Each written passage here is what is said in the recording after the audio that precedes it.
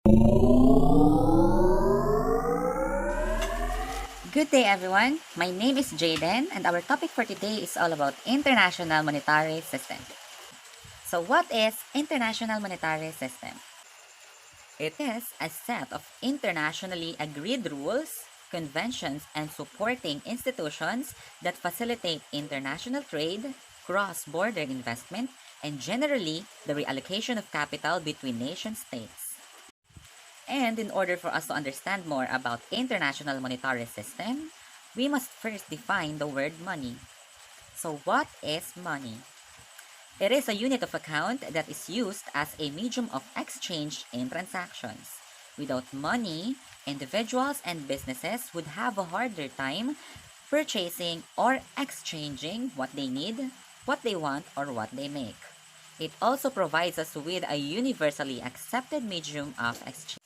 Before our current monetary system, there are several monetary systems in history that governed the use of money, which evolved over time.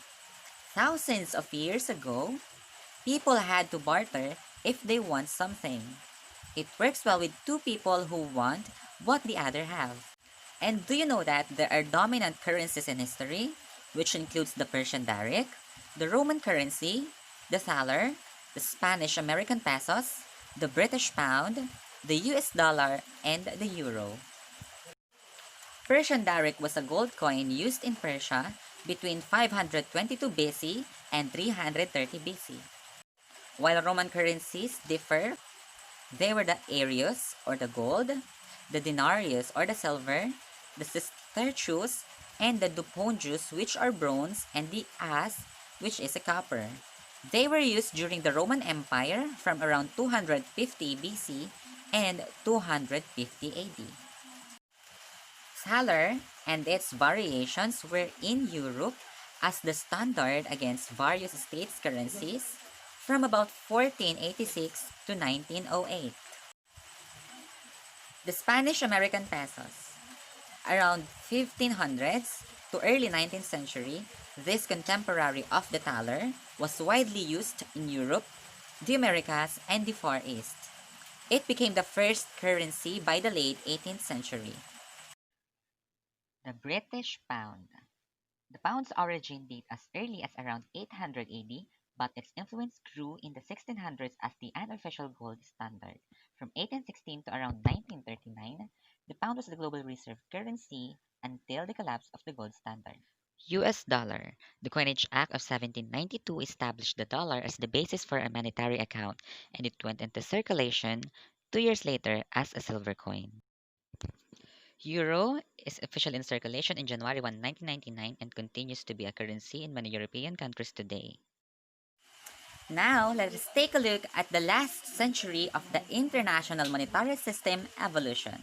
Let us start with the pre-World War I. Ancient societies started using gold as a means of economic exchange. Gradually, more countries adopted gold in the form of coins or bullion, and international monetary system became known as the gold standard. In 1821, the United Kingdom, the predominant global economy through the riches of its colonial empire, adopted the gold standard and committed to fixing the value to British pound. The major trading countries including Russia, Austria-Hungary, Germany, France, and the United States also followed and fixed the price of their currencies to an ounce of gold. The United Kingdom officially set the price of its currency by agreeing to buy or sell an ounce of gold for the price of 4.247 pounds sterling. At that time, the United States agreed to buy or sell an ounce of gold for $20.67. This enabled the two currencies to be freely exchanged in terms of an ounce of a gold. So what are the advantages of the gold standard? The gold standard dramatically reduced the risk in exchange rates because it established fixed exchange rates between currencies.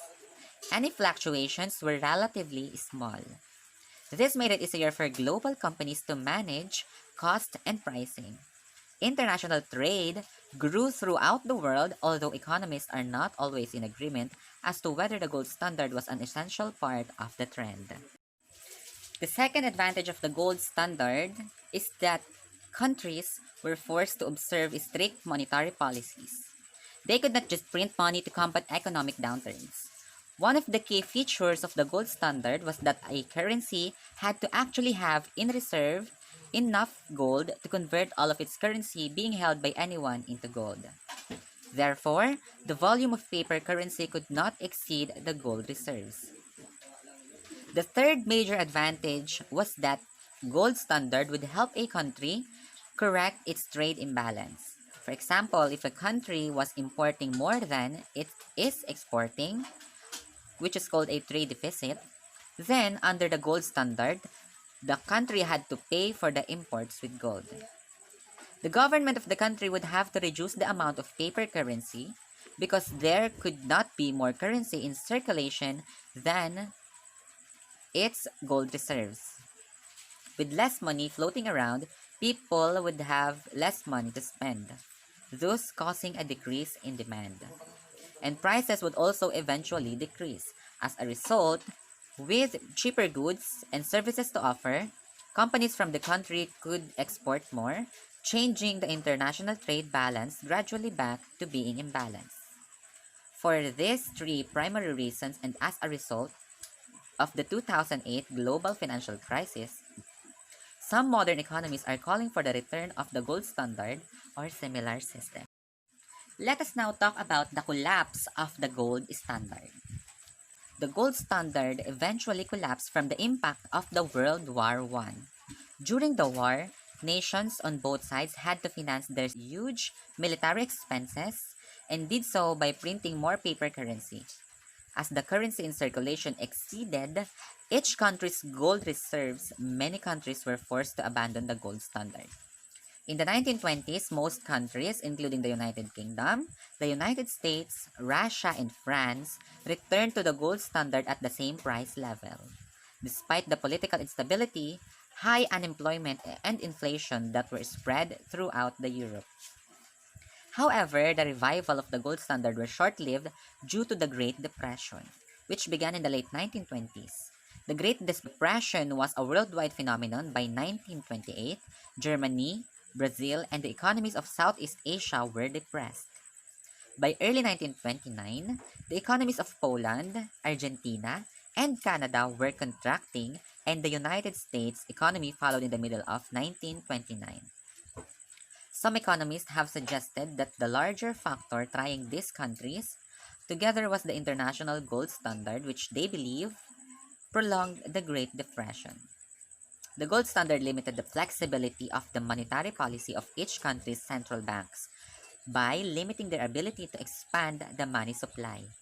Under the gold standard, countries could not expand their money supply beyond what was allowed by the gold reserves held in their vaults.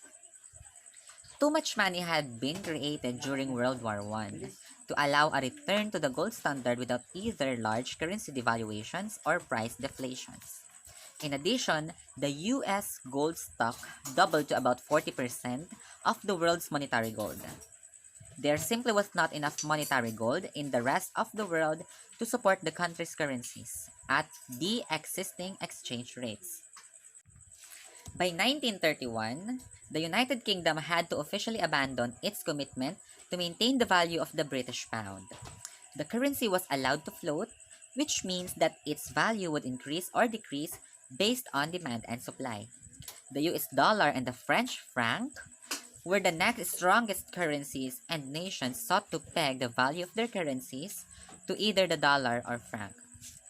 However, in 1934, the United States devalued its currency from $20.67 per ounce of gold to $35 per ounce. With a cheaper US dollar, US firms were able to export more as the price of their goods and services were cheaper compared to other nations. Other countries devalued their currencies in retaliation of the lower US dollar. Many of these countries use arbitrary par values rather than a price relative to their gold reserves.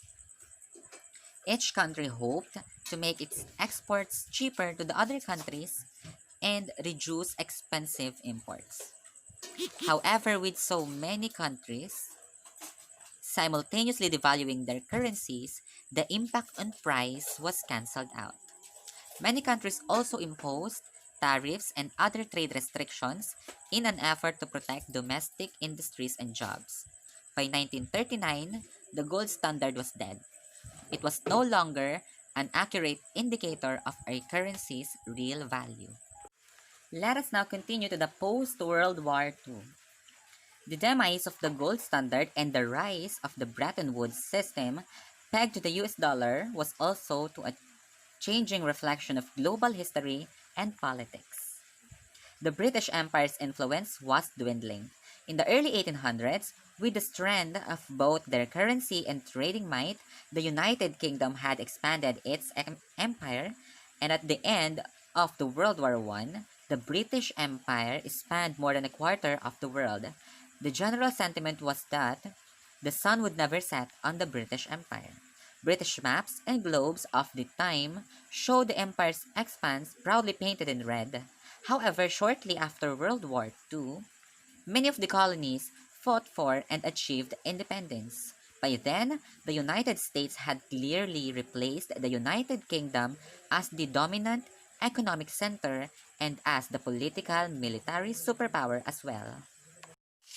So after the World War II, the US companies are going global. Just as the United States became a global military and political superpower, US businesses were also taking center stage. Examples are the Amoco, or today now part of BP, General Motors, Kellogg's, and Ford Motor Company sought to capitalize on US political and military strength to expand in new markets around the world. Many of these companies followed global political events and internationally debated the strategic directions of their firms. For example, GM had an internal post-war planning policy group. Notwithstanding the economic uncertainties that were bound to accompany the war's end, a few of the largest U.S. corporations, often with considerable assets seized or destroyed during the war, began to plan for the post-war period. Among these was General Motors. As early as 1942, the company had set up a post-war planning policy group to estimate the likely shape of the world after the war and to make recommendations on GM's post-war policies abroad. In 1943, the policy group reported the likelihood that relationships between the Western powers and the Soviet Union would deteriorate after the war. It is also concluded that except for Australia, General Motors should not buy plants and factories to make cars in any country that had not had facilities before the conflict.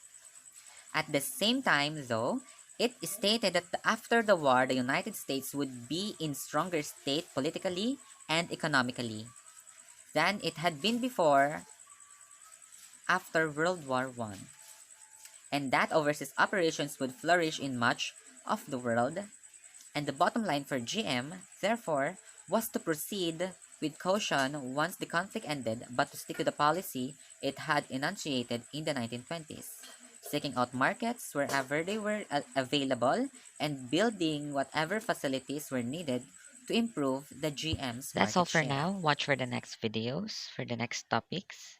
Thank you.